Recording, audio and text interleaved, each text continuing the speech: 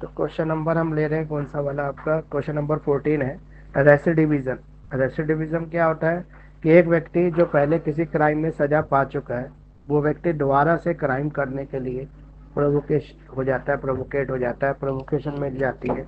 तो री engagement in the criminal behaviour क्या है, इसके पीछे क्या रीजंस होते हैं? लीडिंग टू सब्सिक्वेंट अरेस्ट, ठीक है, कन्विक्शंस और इंसनेशंस। In crucial concept of criminology, criminal justice provide insight into the effectiveness of rehabilitation program. The challenge of the preventing repeat offenses. जैसे जो भी व्यक्ति अगर फर्स्ट टाइम अगर कन्विक्टेड होता है, वो जेल जाता है अपने क्राइम के लिए, तो हम ये कोशिश करते हैं कि जब वो जेल जाए तो वो दोबारा से मतलब क्रिमिनल की तरफ और प्रोवोकेशन ना हो, दोबारा से वो क्राइम ना करे। ये हमारी मेन कोशिश रहती है। लेकिन क्या होता है कि कुछ क्रिमिनल्स होते हैं जो हैबिचुअल क्रिमिनल होते हैं, या लगातार जो क्रिमिनल एक्टिविटीज़ में इंटरेस्ट लेते हैं, या कुछ और लोग होते हैं जो जेल जाके और बड़े क्रिमिनल होकर तैयार हो जाते हैं, तो वो दोबारा से जो है क्राइम में इन्वॉल्व होते हैं। तो रेसिडिविज्म जो है उसका मतलब है relate and into the criminal behavior by individual who has previously been involved in the criminal justice। तो इसकी डेफिनेशन तो ये हो गई कि वो व्यक्ति जो पहले ही क्राइम की सजा पा चुका है, वो दोबारा से जो है मतलब इस एक्टिविटी में इन्वॉल्व होता है, क्रिमिनल एक्टिविटी में। यानी कि जो हमारी रिहेबिलिटेशन थ्योरी है वो कहीं ना कहीं फेल हो जा रही है। अब रेसिडिविज्म का रेट क्या होता है, तो ये कॉमनली अगर हम इसको मेजर करें तो इसको परसेंटेज बेसिस पे कर सकते हैं कि जो री अरेस्ट हुए, री कन्विक्टेड हुए, या जो री इंसरेटेड हुए, यानी कि जो व्यक्ति दोबारा से क्राइम में किसी भी तरह से इन्वॉल्व हुए, उनका परसेंटेज क्या है। जैसे फॉर एग्जांपल 100 कैदी पकड़े गए, उसमें से 10 कैदी अगेन दोबारा किसी भी कन्वेंशन में किसी और केस के अंदर जो है दोबारा से फंस गए, या फिर उन्होंने दोबारा क्राइम परफॉर्म कर दिया। अच्छा, हमारा जो टाइप ऑफ रेसिडिविजन है वो भी है, जिसमें हम जर्नल और स्पेसिफिक दो पार्ट में इसको बांट सकते हैं।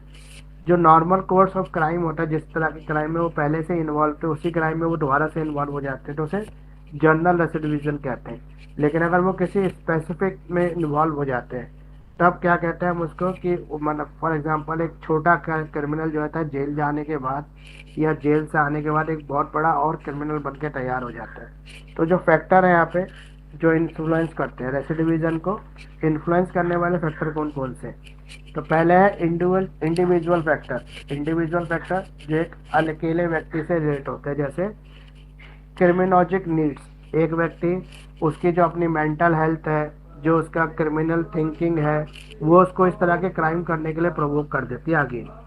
एज और जेंडर, अगर बहुत सारे यंग एज में अगर इंडिविजुअल जेल जाता है तो उसका दोबारा से जो है क्रिमिनल एक्टिविटी में इन्वॉल्व होने का रेट हाई रहता है। एजुकेशनल अटेनमेंट, ऐसा व्यक्ति जो कम पढ़ा लिखा है, जिसको एजुकेशन नहीं मिली है, वो व्यक्ति भी ज़्यादातर इस तरह के रेसिडिविज्म में इन्वॉल्व रहता है। सोशल और इन्वायरमेंटल फैक्टर, दूसरा फैक्टर क्या होता है? सोशल फैक्टर हो सकते हैं, इन्वायरमेंटल फैक्टर हो सकते हैं, जिसमें हम स्टेबल एम्प्लॉयमेंट की बात करते हैं, हाउसिंग की बात करते हैं, ये सब इसमें इन्वॉल्व हो सकते हैं। तो peer influence association with the criminal peers में contribute to higher risk of recidivism. तो इसे हम हायर रिस्क ऑफ रेसिडिविज्म कहते हैं कि फॉर एग्जांपल मान लो एक व्यक्ति के पास रोजगार नहीं है, काम नहीं है, रहने के लिए घर नहीं है, तो वो ज़्यादा उसके चांसेस है कि वो इस तरह की क्रिमिनल एक्टिविटी में दोबारा से इन्वॉल्व हो जाए।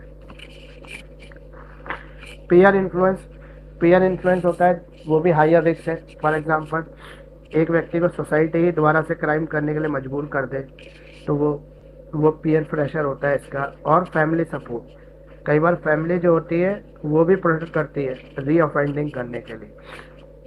क्रिमिनल जस्टिस सिस्टम जो है हमारा, वो भी एक बहुत बड़ा रीज़न है जो क्रिमिनल है दोबारा से क्राइम करता है। वो हमारा जो क्रिमिनल जैसे हमारी जो जेल है, अब जेल के अंदर प्रॉब्लम क्या है? जेल के अंदर ओवर क्राउडिंग की प्रॉब्लम है। ओवर क्राउडिंग होने की वजह से क्या होता है कि जो हमारा कैदी है जो जेल में है, ठीक है, वो उन कैदियों के साथ भी मिक्स हो रहा है, उनसे भी मिल रहा है जो मतलब बहुत बड़े गैंगस्टर हैं, सीरियस ऑफेंसेस में अंदर आए हुए हैं, तो उनसे मिलकर, या जो गैंग वॉर होती है जेल के अंदर, वो भी कहीं ना कहीं ऐसे छोटे मोटे कैदियों को जो इन्वॉल्व कर देती है, और वो एक बड़ा क्रिमिनल तैयार हो जाता है जेल के अंदर ही। तो ये सारे रीज़न है जिसकी वजह से जो रेसिडिविजन है, यानी कि दोबारा से क्राइम रेट जो है वो प्रवोक होता है या अपवर्ड चला जाता है। इसमें मेजरमेंट भी कर सकते हैं। तो मेजरमेंट कैसे करेंगे, रेट्स के थ्रू कर सकते हैं। ठीक है, इसमें हमारे कुछ टूल्स है जिससे हम असेसमेंट कर सकते हैं। असेसमेंट का मतलब ये है कि हम ये चेक कर सकते हैं कि ये रेसिडिविज्म क्यों बढ़ रहा है। ठीक है, इसके अलावा अगर हमें इसको ठीक करना है तो ठीक करने के लिए हमें क्या करना पड़ेगा, इसके लिए तो हमारे पास करेक्शनल पॉलिसीज होनी चाहिए इसके लिए। कि फॉर एग्जांपल जैसे हमें जेलों के अंदर सिस्टम को सुधारना पड़ेगा, एक सीरियस जो नेचर का क्रिमिनल है उसको नॉर्मल जो ऑफेंडर्स हैं उनसे अलग रखना पड़ेगा। रिहेबिलिटेशन प्रोग्राम करने पड़ेंगे कि जो जेल से आए उसको समाज ही कई बार मजबूर कर देता है अगेन क्राइम करने के लिए। सोशल रीइंटीग्रेशन, समाज के अंदर जागरूकता फैलानी पड़ेगी, समाज को सपोर्ट करना पड़ेगा अपने ऐसे लोगों का। कम्युनिटी सपोर्ट होनी चाहिए ऐसे लोगों को। ठीक है, ये हमारे कुछ प्रिवेंटिव मेजर्स थे। इसके अलावा और भी हो सकते हैं जैसे educational vocational training, mental health, community based programme, retroactive justice approaches, ये सब इसके उपाय हैं। तो क्वेश्चन नंबर 14 जो है रेसिडिविज्म, उसका मतलब है एक क्रिमिनल अगेन दोबारा से क्राइम करने के लिए क्यों प्रवोक होता है, उसके पीछे कौन से रीजंस हैं, वो रीजंस आपको इसके अंदर बताने थे। और साथ में इसको रिफॉर्म करने के लिए क्या पॉलिसीज है, रेफॉर्मेटिव पॉलिसीज क्या है, वो भी बतानी थी आपको। तो क्वेश्चन नंबर 13 भी बोल रहे थे शायद, discuss the concept of victimology. Victimology तो इसका मतलब जैसे नाम से पता लगा, विक्टिम की सेफ्टी की बात कर रहे हैं, विक्टिम को सेटिस्फेक्शन की बात कर रहे हैं कि जो विक्टिम है जिसने झेला है क्राइम को उसको सेटिस्फेक्शन मिले, कि जो उसका जो क्रिमिनल है जिसने उसको मतलब उसको टारगेट किया है, उसके अगेंस्ट क्राइम किया है, उसकी सजा से विक्टिम संतुष्ट हो जाए। अदरवाइज वो संतुष्ट नहीं होगा तो क्या होगा, एक और क्रिमिनल पैदा हो जाएगा सोसाइटी में। यानी कि वो क्या करेगा, अपने अपने अपने पर हुए हुए क्राइम का बदला लेने निकल जाएगा। फॉर एग्जाम्पल उसके भाई की डेथ हो गई और भाई की डेथ के बाद जिसने डेथ की उसको छोटी मोटी सजा हो गई है, वो बच गया कानून के लूप पॉइंट्स का फायदा उठा के। तो ऐसा जो विक्टिम है वो अगेन क्राइम करने के लिए प्रवोक हो सकता है, वो अपना बदला खुद लेने की कोशिश कर सकता है।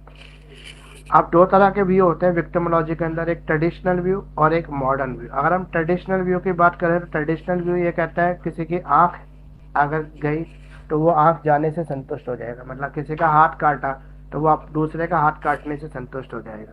तो ये हमारी पुरानी ट्रेडिशनल थ्योरी है। अगर मॉडर्न व्यू की बात करें तो मॉडर्न व्यू कहता है कि जस्टिस प्रोसेस प्रॉपर होना चाहिए, ताकि एक व्यक्ति जो है विक्टिम जो है उसको सेटिस्फेक्शन रहे कि जिसने भी उसके अगेंस्ट क्राइम किया था, क्राइम अगेंस्ट सोसाइटी किया था, उसको प्रॉपर पनिशमेंट मिल गई है। ठीक है, विक्टिम पार्टिसिपेशन, विक्टिम को पार्टिसिपेट करना चाहिए, उसको पता होना चाहिए कि जो प्रोसेस है लॉ का वो किस तरह से काम करता है, हर इवेंट के अंदर उसका पार्टिसिपेशन रहना चाहिए। इम्पैक्ट, इम्पैक्ट तो मैंने आपको बता ही दिया, फाइनेंशियल, सोशल, फिजिकल, ये इम्पैक्ट होता है विक्टिम्स के ऊपर। यानी कि विक्टिम बिल्कुल उस केस के साथ जुड़ जाता है। जैसे निर्भया वाला केस हुआ तो उसके जो मदर फादर थे वो हर इंसिडेंट के साथ जुड़ रहे थे।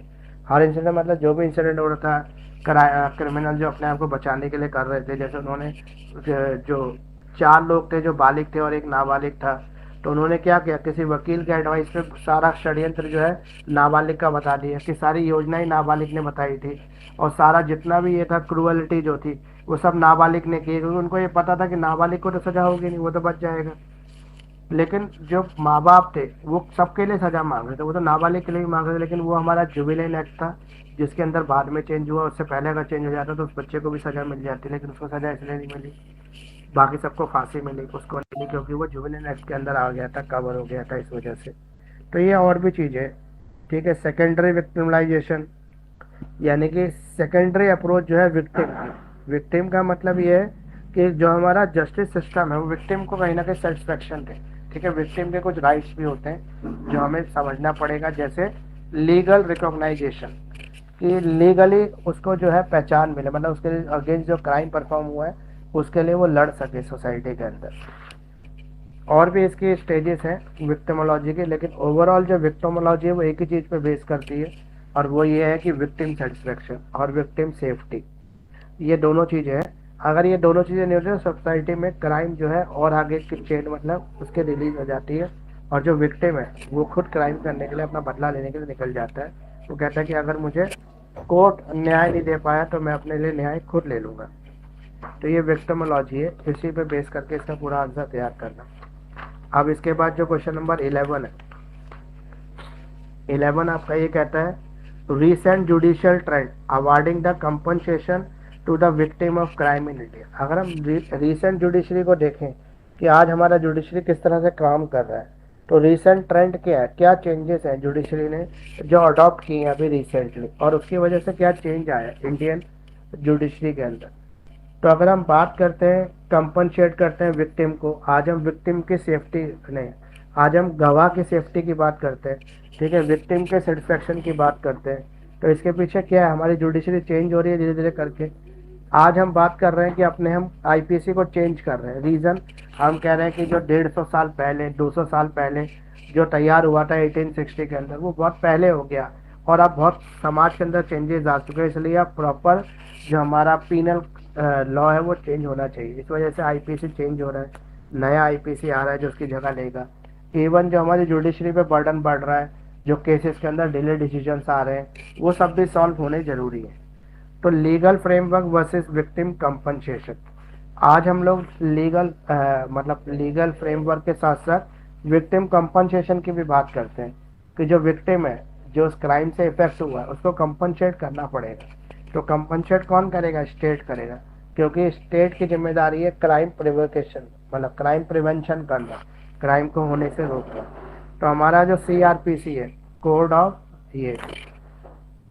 ऑफ क्रिमिनल प्रोसीजर, सीआरपीसी, तो हमारा सीआरपीसी कहता है सेक्शन 357 के अंदर यह एम्पावर करता है कोर्ट को कि कोर्ट ऑर्डर दे सकती है कंपनसेशन टू विक्टिम, विक्टिम को कंपनसेशन दिलवा सकती है जो कोर्ट है वो।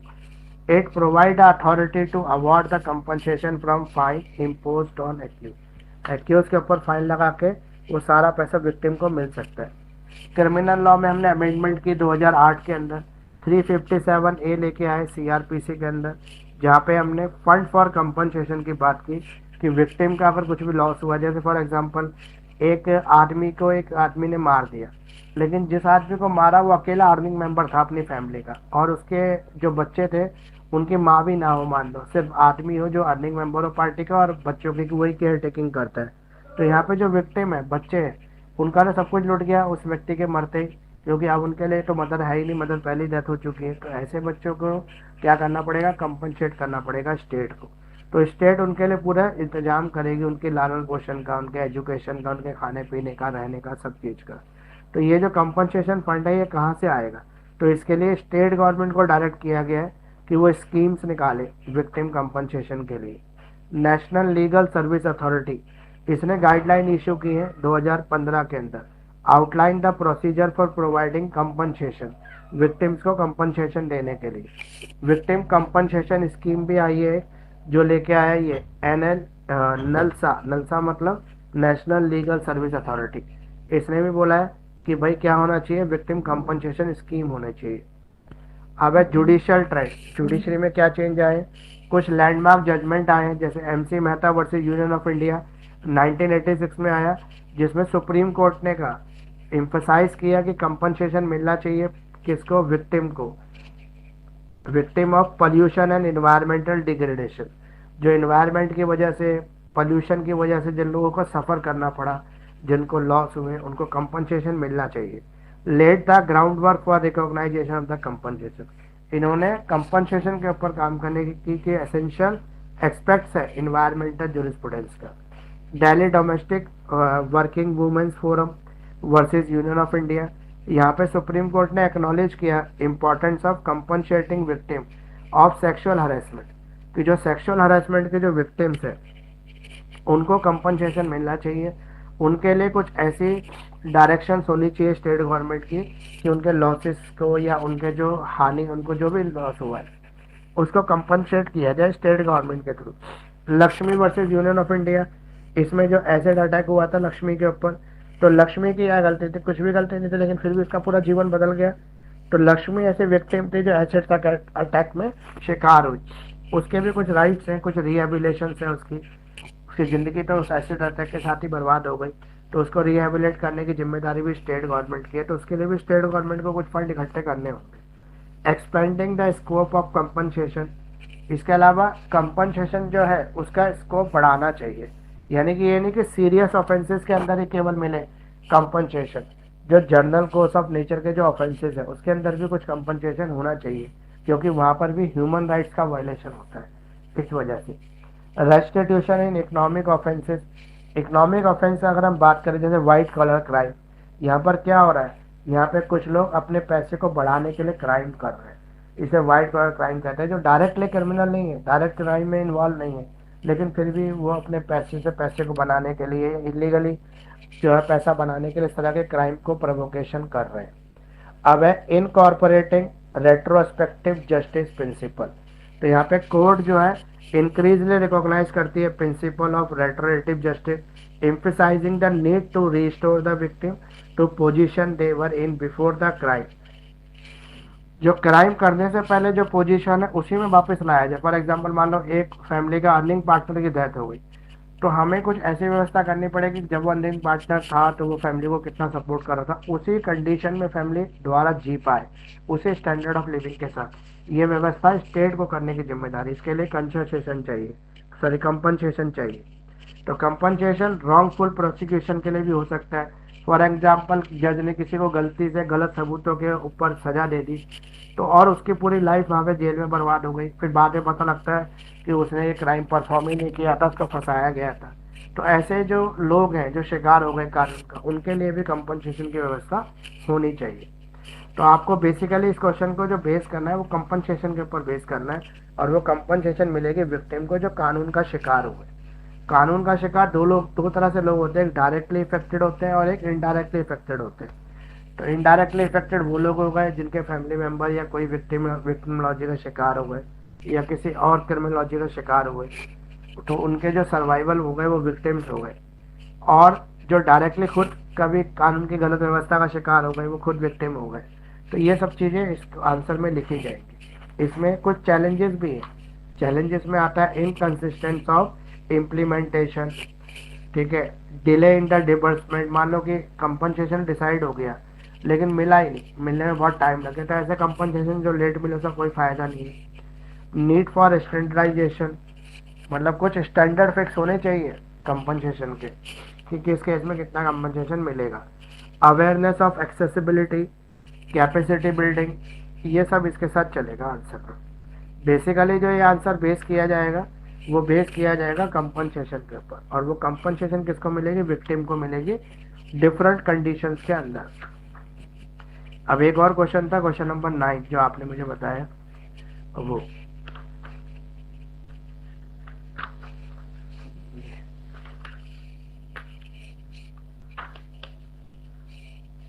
क्वेश्चन नंबर 9 है हमारा, सुथरलैंड डिफरेंशिएशन एसोसिएशन थ्योरी। जो ये एडविन सुथरलैंड है, सुथरलैंड सॉरी, इनके नाम पर ये डिफरेंशिएशन एसोसिएशन थ्योरी बनी हुई है। तो ये थ्योरी क्या कहते हैं, हमारी अमेरिकन स्कूल सोशलिस्ट है जो इंट्रोड्यूस करते हैं डिफरेंशियल एसोसिएशंस को। अर्ली 20th सेंचुरी में इन्होंने ये थ्योरी को डेवलप किया था। यहाँ पे ये एक्सप्लेन करते हैं how individual learn the criminal behaviour. एक व्यक्ति कब क्रिमिनल बिहेवियर को सीखता है, कब सीखता है, जब वो सोसाइटी के इंटरेक्शन में आता है। एक बच्चा घर के अंदर है तो केवल घर वालों से इंटरेक्ट कर रहा है, तो घर में जैसी व्यवस्था होगी वही सीखेगा। लेकिन वही बच्चा जब थोड़ा बड़ा होता है और बाहर उसको एक्सपोजर मिलता है, तो फिर वो सोसाइटी में जिस लोगों की संगत में जाता है वैसा वो बन जाता है। जैसे कहते हैं ना, बुरी संगत से बुरा बन जाता है व्यक्ति, उसी तरह की बात है। तो यहाँ पे हम किसकी बात कर रहे हैं, इन्फ्लुएंस की बात कर रहे हैं, सोशल फोकस की बात कर रहे हैं, shaping criminal product, differentiation association, इनकी बात कर रहे हैं। तो ये डायनामिक्स है क्रिमिनल बिहेवियर की। अब हम बात कर रहे हैं की concept of differential association theory. Differential association theory क्या है इसकी बात करेंगे। तो क्रिमिनल बिहेवियर जो लर्न किया जाता है, सीखा जाता है, interaction with other with in the intimate social group. जब आप गलत संगति में बैठते हैं, जैसे फॉर एग्जांपल आप शराब पीने के शौकीन हैं और आप किसी ऐसी संगति के अंदर बैठ जाते हैं जहाँ पे सारे ड्रिंक करने वाले हैं, लेकिन उसमें से कुछ क्रिमिनल नेचर के लोग हैं जो क्रिमिनलिटी की बातें करते हैं, क्राइम की बातें करते हैं। तो वहाँ पर वो अपने मर्डर को एक्सप्लेन करेंगे इस तरीके से कि मैंने उसको लूटा, मारा, पीटा या मर्डर किया। इस इंटरेस्टिंग स्टोरी के साथ अपने आप को प्रेजेंट करेंगे, आपको लगेगा हाँ अगर कोई हीरो है तो यही है। मतलब इस तरह से वो अपनी बड़ी बड़ी बातें बताते हैं जिससे बाकी लोग इम्प्रेस हो सकते हैं। मतलब बाकी जो इनोसेंट पर्सन के कांटेक्ट में आया वो इम्प्रेस हो सकता है, क्राइम करने के लिए उसको प्रोवोकेशन मिल सकता है। तो यहाँ पे जो एसेंस की बात करें तो इसमें एक्सपोजर हो रहा है, किसका एक्सपोजर हो रहा है, क्रिमिनल और नॉन क्रिमिनल्स का, मतलब नॉन क्रिमिनल क्रिमिनल के साथ मिक्स हो रहे हैं सोसाइटी की वजह से। जो इसके अंदर बिहेवियर है उसकी बात की जा रही है, उसको बैलेंस करने की बात हो रही है, इन्फ्लुएंसेस की बात हो रही है कि व्यक्ति इन्फ्लुएंस हो जाता है। अगर हम क्रिमिनल डेफिनेशंस की बात करें और नॉर्म्स की बात करें तो एक व्यक्ति क्राइम को कहाँ से लर्न कर रहा है, क्राइम को लर्न कर रहा है सोसाइटी से। जो वायलेशन ऑफ लॉ है उसको वो कैसे सीख रहा है, वो एक्सप्लिट और इम्प्लिसिट रिलेशन से सीख पा रहा है जब वो सोसाइटी के टच में आता है। तो यहाँ पे जस्टिफिकेशन करें हम इसकी तो इंडिविजुअल कैसे लर्न कर रहा है क्राइम को, या क्रिमिनल बिहेवियर कैसे सीख रहा है, सोसाइटी की वजह से, सोशल ग्रुप की वजह से। तो फ्रीक्वेंसी, ड्यूरेशन, प्रायोरिटी, इंटेंसिटी और एसोसिएशन। सुदरलैंड थ्योरी एक और चीज़ कहती है कि कई बार जो सोसाइटी है वो व्यक्ति को क्राइम करने के लिए मजबूर कर देती है, यानी कि कुछ ऐसे उसके साथ इंसिडेंसेस हो जाते हैं जिसमें वो क्राइम के लिए प्रोवोक हो जाता है, मतलब क्राइम करने के लिए मजबूर हो जाता है, फिर वो मजबूरी में क्राइम को परफॉर्म करता है। तो इसका एक्सप्लेनेशन क्या है, more frequently individual are expose to the criminal definition, the longer their association last, the earlier in the life they occur, more intense this associations are, more likely the individual are encourage in crime behaviour, criminal behaviour. तो essence क्या है यहाँ पे, जो dynamic है learning of the criminal behaviour are influence and characteristics of association individual है। अब learning technique की बात कर रहे हैं, एक व्यक्ति क्राइम को कैसे सीख रहा है, क्या टेक्निक है लर्न करने के पीछे। तो जो क्रिमिनल बिहेवियर है is not only learn in the terms of the motivation, ये मोटिवेशन से ही नहीं लर्न किया जाता, ये जस्टिफिकेशन से भी किया जाता है, but also in the practical techniques and skill, और प्रैक्टिकल टेक्निक और स्किल्स के साथ सीखा जाता है। मतलब एक व्यक्ति अगर सबसे पहले मान लो पिक पॉकेटिंग सीखना चाहता है तो जब तक वो पिक पॉकेटर के ग्रुप में नहीं जाएगा तब तक वो जेब काटना नहीं सीख पाएगा। अगर उसको पिक पॉकेट करना है तो उसी तरह के लोगों के साथ रहना पड़ेगा जो ट्रेनिंग देंगे, उसको ट्रेन करेंगे इस तरह के क्राइम को परफॉर्म करने के लिए। एसेंस, तो इंडिविजुअल लर्न करते हैं how to execute the criminal activity from planning to execution, कि प्लानिंग से लेके एग्जीक्यूशन तक कैसे क्रिमिनल एक्टिविटी होगी, इंट्रैक्शन कैसे किया जाएगा क्रिमिनल एसोसिएशन के साथ। डायरेक्शन और डेफिनेशंस की बात करें अगर हम, तो सबसे पहले हम कहते हैं कि डायरेक्शन कौन दे रहा है, तो डायरेक्शन सोसाइटी दे रही है, सोसाइटी प्रोवोक कर रही है क्राइम करने के लिए। एसेंस की बात करें तो अगर एसेंस से क्या है, वायलेटिंग ऑफ लॉ, मतलब वो प्रोवोक हो रहा है किसके लिए, लॉ को ब्रेक करने के लिए। इसके पीछे कुछ अजम्पशंस भी हैं, थ्योरी के कुछ अजम्पशंस हैं, वो है क्रिमिनल बिहेवियर इज लर्न, हमेशा बुरा व्यवहार कहाँ से सीखा जाता है, संगति से सीखा जाता है, सोशल ग्रुप सोसाइटी से सीखा जाता है।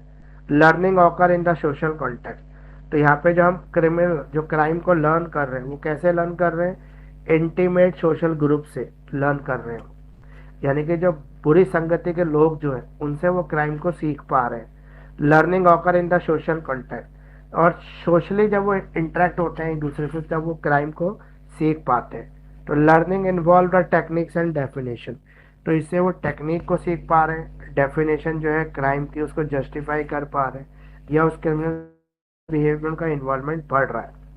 ऑन गोइंग प्रोसेस, ये एक लगातार चलने वाला प्रोसेस है जो ये नहीं कह सकते कि अब खत्म हो गया अब आगे नहीं चलेगा।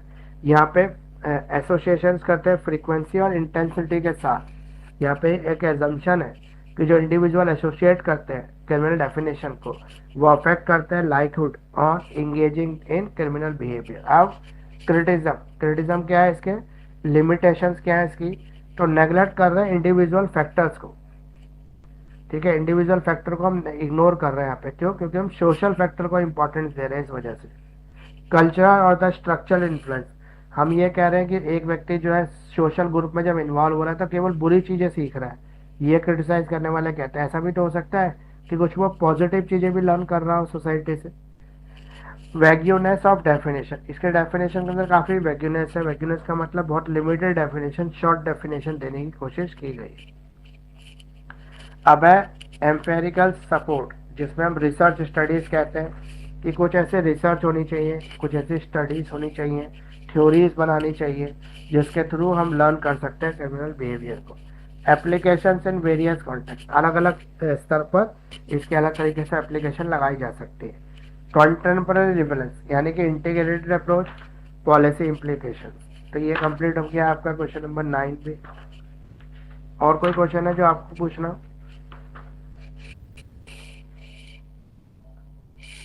एक क्वेश्चन मैं आपको बताता हूँ, होम और फैमिली किस तरह से क्राइम को प्रोवोक करने में इम्पोर्टेंट रोल प्ले करती है। मतलब क्राइम प्रोवोकेशन के लिए घर और परिवार कैसे जरूरी है, ये बताना है आपको। तो अगर हम बात करते हैं होम और फैमिली की, तो दोनों के बीच में एक डायनामिक रिलेशनशिप है, कॉम्प्लेक्स मल्टीपल एस्पेक्ट्स है, जिसे क्रिमिनोलॉजी कह सकते हैं। Foundational component of an individual social environment एक क्रूशियल रोल प्ले करता है shaping the behaviour, values and overall development. जो किस चीज़ को कर रहा है? ओवरऑल डेवलपमेंट को शेप दे रहा है, बिहेवियर को सुधारने का काम कर रहा है। The impact of the home and family on the questions of the crime can be understood through the various theoretical prospectives in empirical research. तो होम और फैमिली अगर दोनों की बात करें तो पहला सब्जेक्ट जो बच्चा होता है वो अपने परिवार से सीखता है, होम से सीखता है, घर से सीखता है। मतलब पहला विषय जो वो पढ़ता है वो घर या परिवार से ही सीखता है। इसलिए घर और परिवार, अगर फैमिली का कोई ऐसा बैकग्राउंड है जो क्राइम से जुड़ा हुआ है, क्रिमिनल से जुड़ा हुआ है, किसी और तरह की चीज़ में इन्वॉल्व है, तो व्यक्ति बच्चे भी जो है उसी तरफ को प्रवोक हो जाते हैं। सोशलाइजेशन एंड अर्ली डेवलपमेंट, तो फैमिली जो है एक early development of human being में इंपॉर्टेंट रोल प्ले करती है। फैमिली जो है प्राइमरी सोशलाइजिंग एजेंट है, जो प्राइमरी लेवल पे सोशलाइजिंग का काम कर रहा है। यहाँ पे अगर हम बात करें तो फैमिली जो है इनिशियल और most influencing socializing grid of an individual's life. It is within the family unit that value the norms and behavioral patterns are first introduced and internalized. अब है इम्पैक्ट ऑफ क्राइम। क्राइम के ऊपर क्या impact पड़ता है? तो अगर हम फैमिली की बात करें तो फैमिली प्रोवाइड करती है पॉजिटिव और न्यूट्रिशिंग एनवायरनमेंट। ठीक है, childrens are more likely to develop the pro social behaviour, controversy, dysfunctional or neglect families may contribute to the development of antisocial techniques। मतलब अगर पॉजिटिव बिहेवियर है, नेगेटिव बिहेवियर है, तो इसके पीछे जो उसके फैमिली है जिससे वो बिलोंग करता है उसका इम्पोर्टेंट रोल है। वही उसको इस तरह की चीज़ें या इस तरह की जो बातें वो सिखा सकती है। अटैचमेंट थ्योरी, अटैचमेंट थ्योरी हमारी क्या कहते हैं, जो बच्चे होते हैं, जो टीनेजर्स होते हैं, वो अपनी फैमिली के साथ जो है बेसिकली अटैच रहते हैं। तो यहाँ पे जो सिक्योर ऑफ अटैचमेंट है can lead to emotional and behavioural issue. अब है इम्पैक्ट ऑफ क्राइम, क्राइम का क्या इम्पैक्ट पड़ता है? अगर हम इंडिविजुअल की बात करें तो जो अटैचमेंट है, ठीक है, वो क्रिमिनल बिहेवियर का या क्राइम का इसके ऊपर इम्पैक्ट डालता है। फैमिली स्ट्रक्चर की बात करें तो सिंगल पेरेंट फैमिली की बात कर रहे हैं, तो ऐसे बच्चे अधिकतर क्या होते हैं? अधिकतर शाय होते हैं, क्योंकि ये नॉर्मली एक सिंगल पेरेंट्स के ही रिलेशंस में रहते हैं। तो इनके पास रिसोर्सेज लिमिटेड होते हैं, टाइम जो होता है वो लिमिटेड होता है, और absence of second parental figures. अब है इम्पैक्ट ऑफ क्राइम, क्राइम का इम्पैक्ट क्या पड़ता है? तो rate of delinquencies through it is essential to consider various factors such as the socio economic status and parental involvement. अब है फैमिली कॉन्फ्लिक्ट एंड डाइफंक्शन। जो फैमिली कॉन्फ्लिक्ट होते हैं अधिकतर वो ज़्यादा रिस्पॉन्सिबल होते हैं इस तरह के इन्वायरमेंट को तैयार करने के लिए। क्राइम के ऊपर क्या इम्पैक्ट पड़ता है? इनका जो फैमिली है उनका कॉन्फ्लिक्ट है specially with witnesses of domestic violence. Domestic violence की बात करें तो लगभग हर घर की कहानी है डोमेस्टिक वायलेंस, जो लिंक करता है likelihood of engaging the aggressive and the criminal behaviour, जो लेटर लाइफ में जो इन्वॉल्व होता है। इकोनॉमिक स्ट्रेन की बात करें तो आर्थिक कारण जो होते हैं वो भी क्राइम प्रोवोकेशन में इम्पोर्टेंट रोल प्ले करते हैं। अगर हम अपने सोशो इकोनॉमिक स्टेटस की बात करें तो एक व्यक्ति क्या करता है, अपने स्टेटस का मेंटेन करने के लिए अब एजुकेशनल अपॉर्चुनिटी जो उसको मिलती हैं या किसी और तरह की जो अपॉर्चुनिटीज मिलती हैं उनका बेनिफिट लेने की कोशिश करता है। क्राइम के ऊपर क्या इम्पैक्ट पड़ता है इसका? पॉवर्टी और सोशो इकोनॉमिक डेप्रिवेशन।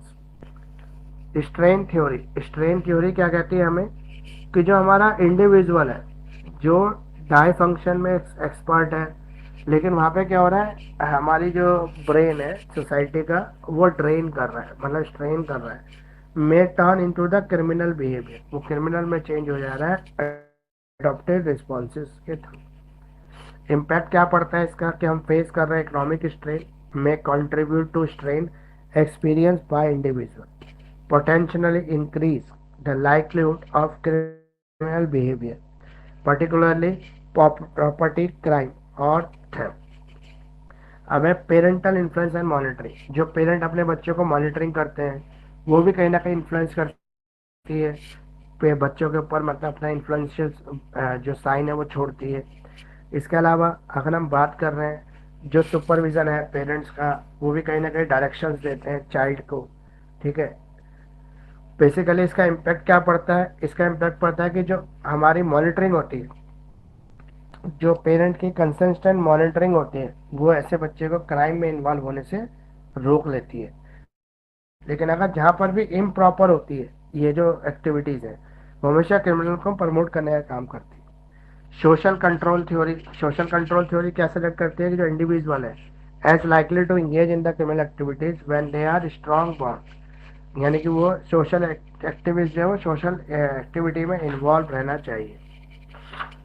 इसके अलावा interplay with the other social factor, दूसरे सोशल फैक्टर जो है जैसे पीयर इन्फ्लुएंस, सब्सटेंसिव एब्यूज, इन सब के ऊपर आपने प्रेशर इंक्रीज किया है। इंटी जनरेशनल ट्रांसमिशन, ठीक है। कंक्लूजन में हम कह सकते हैं जो implications for intervention and the prevention की बात करें तो यहाँ पे जो फैमिली सपोर्ट प्रोग्राम्स होते हैं, पेरेंटिंग एजुकेशन होती है, मेंटल हेल्थ सर्विस होती है, कम्युनिटी होती है, लीगल सोशल रिफॉर्म्स होते हैं, ये सब इससे जुड़े हुए हैं। ये क्वेश्चन आपका कंप्लीट हो गया। हर क्वेश्चन को जो है ना, जरूर नहीं जैसे मैंने लिखा आंसर वैसे ही लिखें, एक बेसिक आइडिया इसका कैच कर लें और उस बेसिक आइडिया के ऊपर फोकस करके पूरे आंसर को तैयार करें। मतलब जो हमने बताया वो तो लिखे, अगर वो नहीं लिख पा रहे तो अपने तरीके से भी इस आंसर को एक्सप्लेन कर सकते हैं, क्योंकि इसका कोई हार्ड थ्योरी नहीं है, कोई रूल इसका बना ही नहीं है। लेकिन इसमें क्या है कि बेसिक आइडिया क्या है, क्रिमिनोलॉजी है, पीनोलॉजी है। जो पीनल एक्ट है हमारे, पीनल एक्ट मतलब जो आईपीसी है, सीआरपीसी है, पीनल एक्ट है। तो पीनल एक्ट कैसे बने, उसके पीछे क्या थ्योरी है, क्या एजम्पशंस है, क्या हिस्ट्री है, वो सब आता है पीनोलॉजी के अंदर। और क्रिमिनोलॉजी जो क्रिमिनल एक्ट है, क्राइम बिहेवियर है, क्राइम क्यों हो रहा है, क्राइम को कैसे कंट्रोल कर सकते हैं, ये सब आपके इसके अंदर आता है।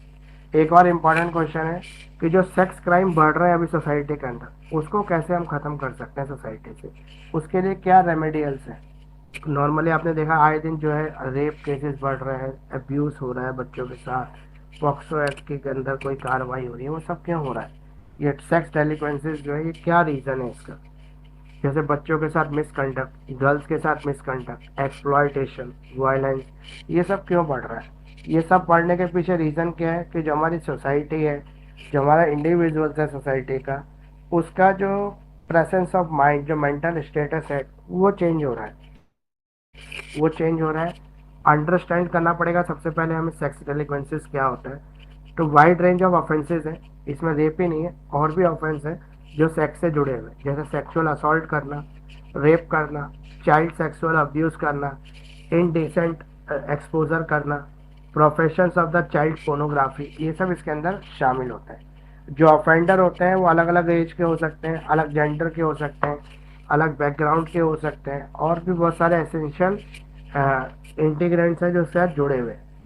अब है कॉजेज और रिस्क फैक्टर, कौन सा रिस्क फैक्टर है जो इसको बढ़ा रहे हैं, सेक्स क्राइम को बढ़ा रहे हैं। पहला है साइकोलॉजिकल फैक्टर, जो साइकोलॉजी है लोगों की वो चेंज हो रही है, वो हमेशा जो है इसी चीज़ में रहते हैं कि सेक्स को कैसे प्रोवोक किया जाए, मतलब प्रोवोकेशन ऑफ सेक्स। तो इंडिविजुअल पैथोलॉजी आजकल इसी चीज़ पे, इस वजह से इस तरह के क्राइम जो है ज़्यादा बढ़ रहे हैं। चाइल्डहुड ट्रॉमा, चाइल्डहुड ट्रॉमा का मतलब है जो इंडिविजुअल है, जो एक्सपीरियंस है, उसको पता है कि भाई ये जो सेक्स डेलिक्वेंसीज है या जो सेक्सुअल क्राइम है वो किस तरह से हो सकता है।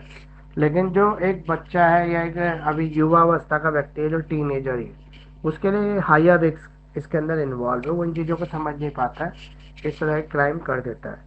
सोशल फैक्टर जो है वो भी इसके अंदर इन्वॉल्व करते हैं, क्योंकि जो हम देखते हैं कल्चर और जो हार्मफुल एटीट्यूड देखते हैं, जो हम टीवी प्रोग्राम देखते हैं, व्हाट्सएप पर कुछ चीज़ें देखते हैं, जो जेंडर डिस्क्रिमिनेशन की बात करते हैं, पावर डायनामिक्स की बात करते हैं, वो कंट्रीब्यूट करते हैं इस फैक्टर के अंदर।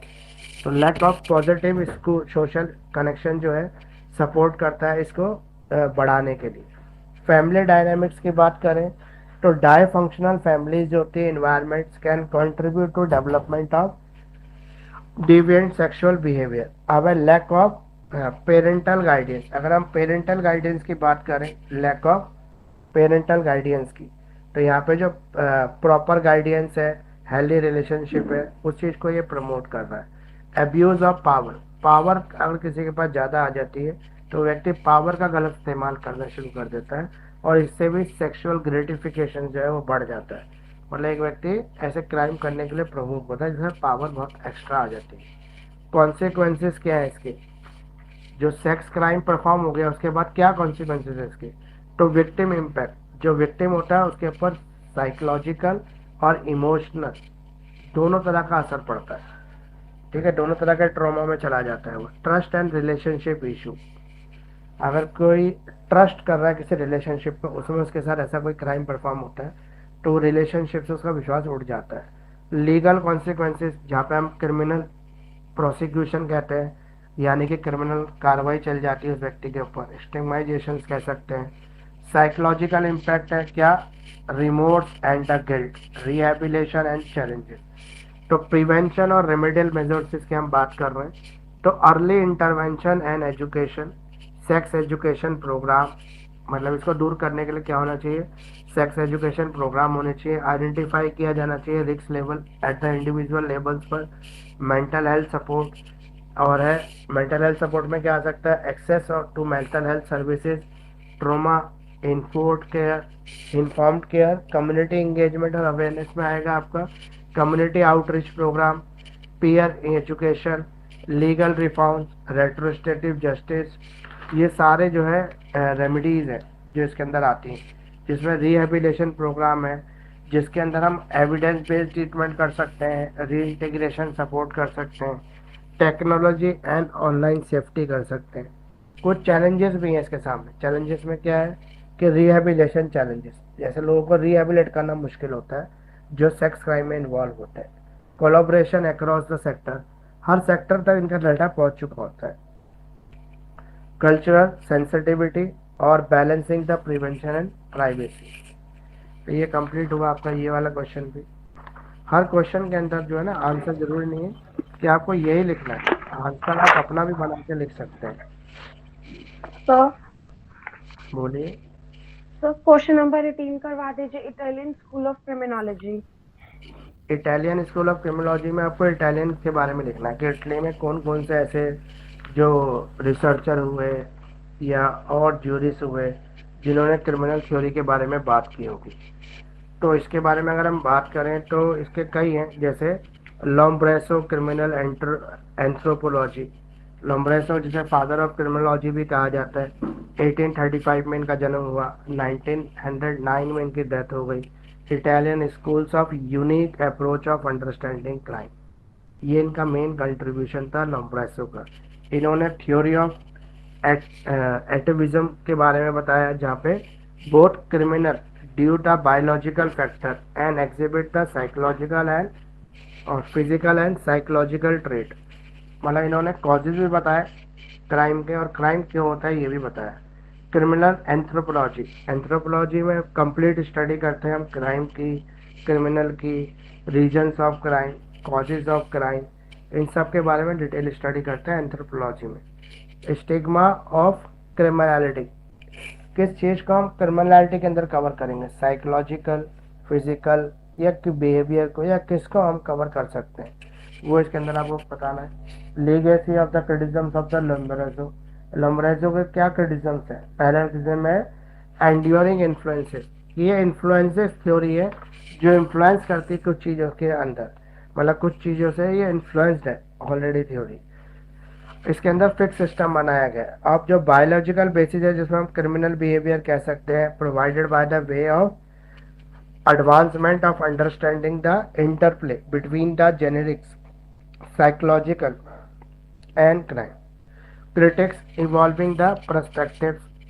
अब है ये जो हो गया ना लैम्ब्रेसो, उसके बाद है एनरिको फेरी जो है वो सोशल डिफेंस की बात करते हैं और पॉजिटिव क्रिमिनोलॉजी की बात करते हैं। तो इनका जन्म कब हुआ? 1856 में। कब डेथ हुई? 1829 में। तो लोम्ब्रेसो के वर्क को इन्होंने आगे बढ़ाया और एडवोकेट किया किस चीज़ को? सोशल इंटरवेंशंस को। तो यहाँ पे किसकी बात कर रहे हैं? ये सोशल डिफेंस की बात कर रहे हैं और क्रिमिनोलॉजी की बात कर रहे हैं। थ्योरी ऑफ सोशल डिफेंस, हम सोशल डिफेंस की बात कर रहे हैं। क्यों? क्योंकि क्राइम हो, क्रिमिनल हो या विक्टिम हो, सबको सोशल डिफेंस मिलनी चाहिए। सोशली वो जो है मजबूत रहे, जरूरी है। अब है Ferri influence and the positive criminology. तो फेरी की थ्योरी है। फेरी की थ्योरी क्या कहती है? Influence on the legal reforms. जितने भी लीगल रिफॉर्म्स है उनके ऊपर इन्फ्लुएंस रहता है। किसका इन्फ्लुएंस रहता है? गवर्नमेंट का। अब है पॉजिटिव क्रिमिनोलॉजी। हम बात करेंगे पॉजिटिव क्रिमिनोलॉजी की, यानी क्रिमिनोलॉजी के पॉजिटिव अप्रोच की, जहाँ पे हम किसी का नुकसान नहीं कर रहे लेकिन अपनी बात को लोगों तक पहुँचाने की कोशिश कर रहे हैं। रेफेलो जो थ्योरी है वो क्या कहती है आपकी? Legal positivism. वो लीगल पॉजिटिविज्म की बात कर रहे हैं, कॉन्सेप्ट ऑफ क्रिमिनलिटी की बात कर रहे हैं और लीगेसी ऑफ इन्फ्लुएंस की बात कर रहे हैं। अब आ गया आपका लीगेसी इन्फ्लुएंस में आ गया लीगल रिफॉर्म्स, ऑब्जेक्टिव क्राइटेरिया। तो इसका लीगल रिफॉर्म क्या है? ये इन्फ्लुएंस है लीगल रिफॉर्म से। Such legal reform sought to establish clear and measurable standard, contemporary implications, जो कंटिन्यू करता है शेप ऑफ डिबेट को, जहाँ पे हम रोल ऑफ लीगल पॉजिटिविज्म की भी बात करेंगे। मतलब जितने भी ये जो हुए ना साइंटिस्ट, जितने भी रिसर्चर हुए हैं, ज्यूरिस्ट हुए हैं, कहाँ पर जो इसकी थ्योरी है, कहाँ की थ्योरी है? Italian theory. तो इटालियन के जो इटली के जो इटालियन सर, हाँ, वो लोगों को कवर करेंगे हम इसके अंदर। कॉन्टेम्पररी रेवलेशन, मतलब हम लोग थ्योरी तो वही कवर कर रहे हैं लेकिन किसके सर अप्रोच अगर को ले रहे हैं? हम इटालियंस के अप्रोच को ले रहे हैं। उसी के 2-3 नाम आप याद करके रखना और जो क्रिमिनोलॉजी के जो बेसिक थ्योरी है उसको लिख देना इसके अंदर। इसको छोड़ दे तो चलेगा? हाँ छोड़ दो, चल जाएगा, कोई दिक्कत नहीं। बहुत डिफिकल्ट है ये, इसके चक्कर में सारा रह जाएगा। छोड़ दो। मैं बेटा एक आपको लास्ट में ना क्वेश्चन बताता हूँ कुछ जो आपको करने चाहिए एग्जाम के पॉइंट ऑफ व्यू से। जैसे पहला क्वेश्चन है प्रॉब्लम्स ऑफ इंडियन प्रिजन्स, ये आपको बिल्कुल नहीं छोड़ना चाहिए, ये जरूर करना चाहिए। सर एक मिनट धीरे धीरे करके बताइएगा प्लीज। क्वेश्चन नंबर 1 जी। क्वेश्चन नंबर 2 जो डेथ पेनल्टी के बारे में, आप ऐसे लिख लो क्वेश्चन नंबर 1, क्वेश्चन नंबर 2, जो कि इसी सीरीज में असाइनमेंट में है ये, और क्वेश्चन नंबर 3 जो हमारा स्कोप ऑफ क्रिमिनोलॉजी है, ये importance and scope of criminology. Question number 4 sir एक बार ये वाला 3 वाला ना समझा दीजिएगा, इनमें थोड़ा कंफ्यूजन क्रिएट हो रहा है। 4 थ्योरीज ऑफ पनिशमेंट जो है आप ये कर लें। कौन सा क्वेश्चन नंबर है सर 4 के बाद? 5 नहीं 4 ही तो है, 4 के बाद तो मैंने बताया ही नहीं, 4 ही बताया अभी तो, थ्योरीज ऑफ पनिशमेंट। सर आपकी वॉइस नहीं आ रही है। मैंने बताया नहीं अभी कोई क्वेश्चन, 4 ही बताया है।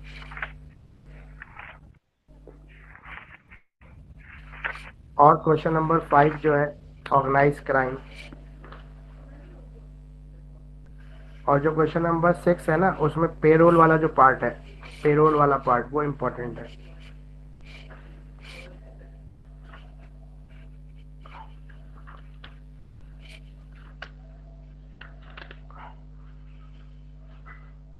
स्कूल्स ऑफ क्रिमिनोलॉजी आप छोड़ भी सकते हो। और ये जो बेसिक लेवल पर है ना home and family, question number 8 जो है, question number 8, question number 9 Sutherland's theory of differential association, question number 10 जो वाइट कॉलर क्राइम है, वाइट कॉलर क्राइम पे किसी भी पार्ट में क्वेश्चन आ सकता है, आपको पूछ सकता है एग्जाम में। सर ये व्हाइट कॉलर क्राइम क्या होता है? ये सोशल स्कूल और ये सोशल स्कूल और पॉजिटिव स्कूल दोनों सेम ही होता है? सोशल स्कूल में सोशल थ्योरी है और पॉजिटिव स्कूल में पॉजिटिविज्म की थ्योरी है। सर ये सोशियोलॉजिकल स्कूल जो 7th क्वेश्चन है इसमें स्कूल से कैसे डिफरेंट है ये पूछ रखा है, वैसे सेम नहीं होती दोनों? नहीं नहीं, पॉजिटिविज्म की थ्योरी में पॉजिटिवनेस की बात कर रहे हैं, सोशलिज्म में बेस कर रहे हैं सोशल थ्योरी को, इम्पोर्टेंट सोशल थ्योरी को दे रहे हैं।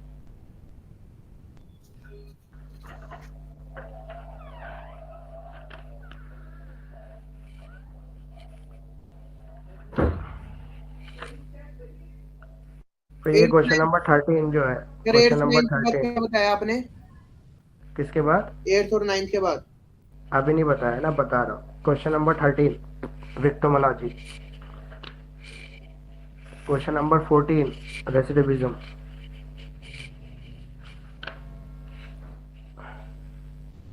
जुबिलियन डेलिक्वेंसीज, क्वेश्चन नंबर 15,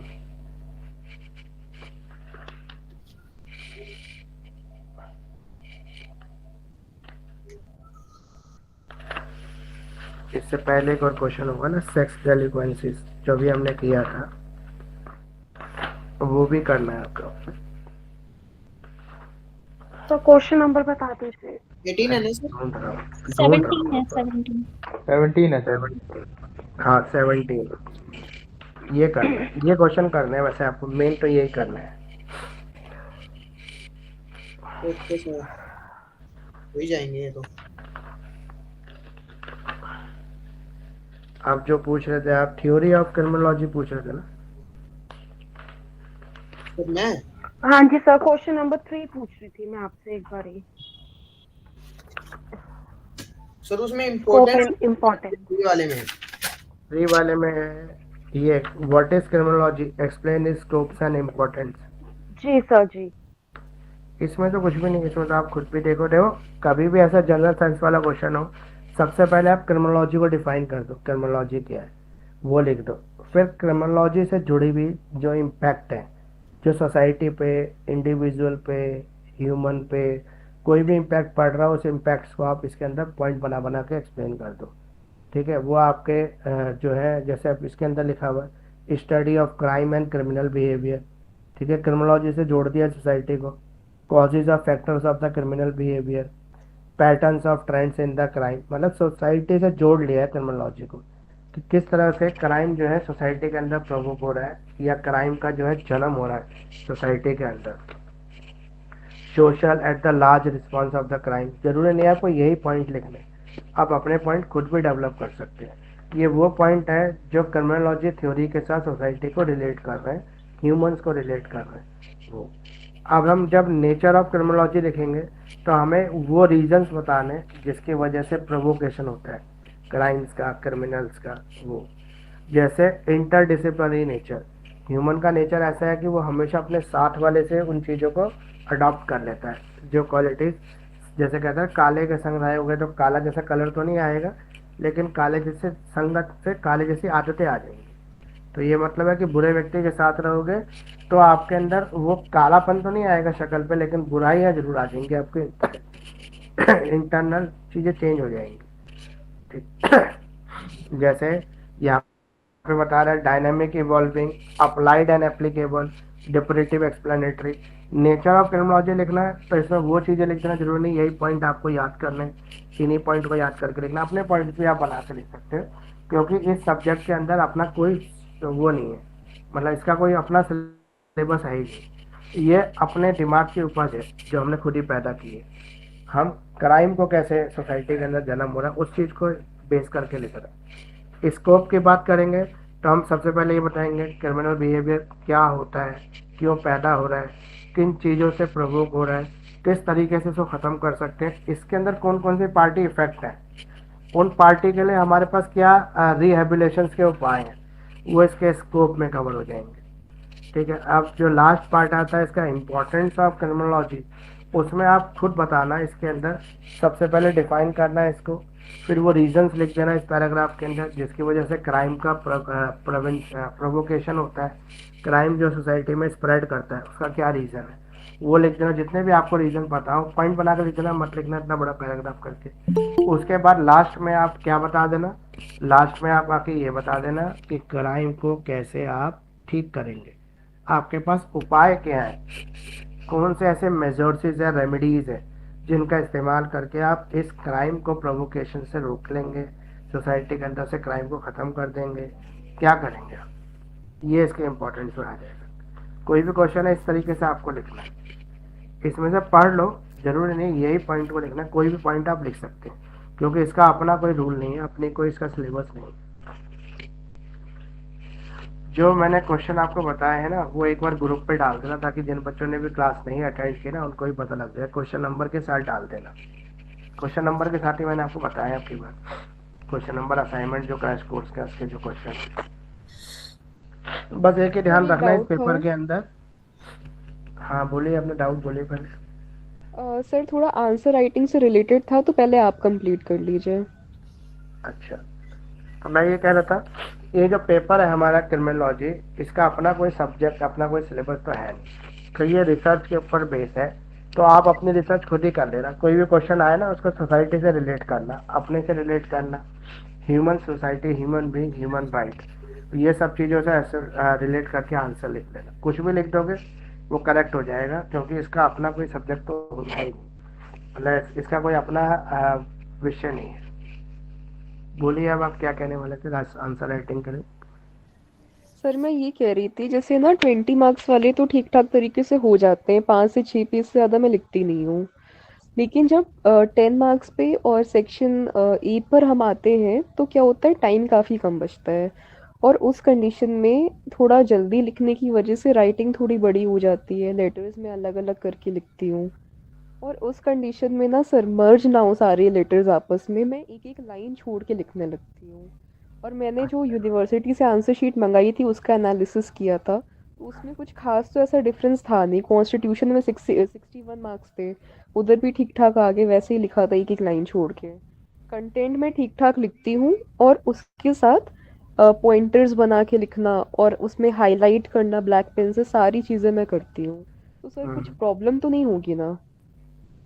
बस वैसे अगर आपने देखो, बड़े क्वेश्चन में आप एक एक लाइन छोड़ के लिखते हैं तो उनको ऐसा लगता है कि 6 पेज भरे हैं, तो कंटेंट बढ़ाने के लिए आपने एक एक लाइन छोड़ दी है, थोड़ा इंप्रेशन सा गलत पड़ता है। लेकिन फिर भी अगर जैसे लास्ट में आप कर रहे हैं, आपको चांस ही नहीं है, टाइम ही कम बचा है, वैसे 2 घंटे में 3 क्वेश्चन कर लो, इतनी इसी जगह और क्या डिले करोगे।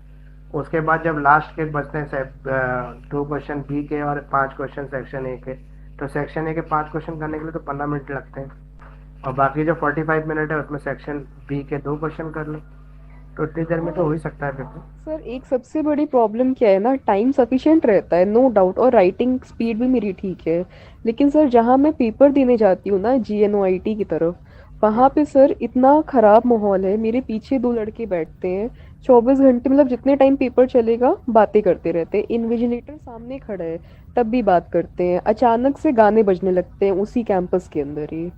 बिल्कुल वहाँ पे माहौल नहीं है आंसर लिखने वाला, बहुत मुश्किल से लिखती हूँ तो आंसर। फिर आप जो है ना वहाँ के मैनेजमेंट को शिकायत कर सकते हैं, लेकिन ये है कि ज़्यादा